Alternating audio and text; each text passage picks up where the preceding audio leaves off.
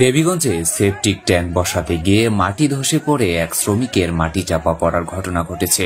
পরে fire service ও স্থানীয়দের ঘণ্টাখানেকের চেষ্টায় আটক ব্যক্তিকে উদ্ধার করা হয়। বৃহস্পতিবার দুপুর 1টা নাগাদ দেবীগঞ্জ পৌর এলাকার মধ্যপাড়া এলাকায় এই ঘটনা ঘটে। মাটি চাপা পড়া আহত ব্যক্তির নাম শ্রী শুভ রায়। তিনি উপজেলার টেপরিগঞ্জ ইউনিয়নের রামগঞ্জ বিলাসী এলাকার দীপেন রায়ের ছেলে।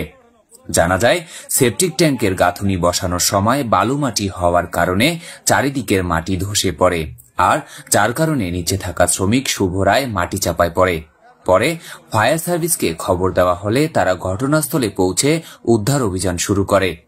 উদ্ধার অভিযানে ফায়ার সার্ভিস সদস্যরা দ্রুততম সময়ে তাকে অক্ষত ও জীবিত অবস্থায় উদ্ধার করে উপজেলা স্বাস্থ্য কমপ্লেক্সে নিয়ে ভর্তি করায়। সাইটের মাটি চাপ লাগছিল, চাপ লাগার পরে সাইটের মাটি উঠা যাওয়ার পরে সাইটের মাটি একটু ভাঙে পড়ছিল, একভাবে ভাঙে যাওয়াতে মাটির চাপ পড়ছে। উপরে মাটি থেকে মোটামুটি আপনার 6 ফিট 6.5 ফিট উঠে গেছিল। পুঁতে যাওয়ার পর আমরা বাইর করছি ঘুরে, মাথাটা ক্লিয়ার ছিল, তো একটু নিচে ফাঁক ছিল, উপরে একটু চাপ লাগছিল, নিচে ক্লিয়ার ছিল। তারপর আমরা মাথাটা বাইর করছি, বাইর করার পর নিঃশ্বাসটা নেওয়ার ব্যবস্থা করছিলাম। তারপর তো ফায়ার সার্ভিস গেছে, সবাই মিলে সহযোগিতা করে উদ্ধার করা হয়েছে। তাই এ ধরনের ঝুঁকিপূর্ণ কাজ করার সময় অবশ্যই সাবধানতা অবলম্বন করুন।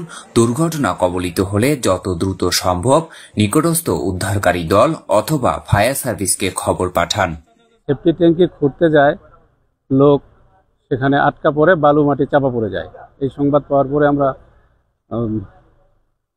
আমার স্টেশনের টিম নিয়ে কাজকল সেখানকল গাড়ি নিয়ে ঘটনাস্থলে পৌঁছে দেখি যে এই অবস্থা। তখন আমরা বেলচা এবং কোদাল দিয়ে, বালতি দিয়ে আস্তে আস্তে করে মাটি সরাই নিয়ে তারপরে ওনাকে গামছা দিয়ে জড়ায় ধরে আমরা টান দিয়েছি। আল্লাহর রহমত উনি সুস্থভাবে ফিরে আসছে।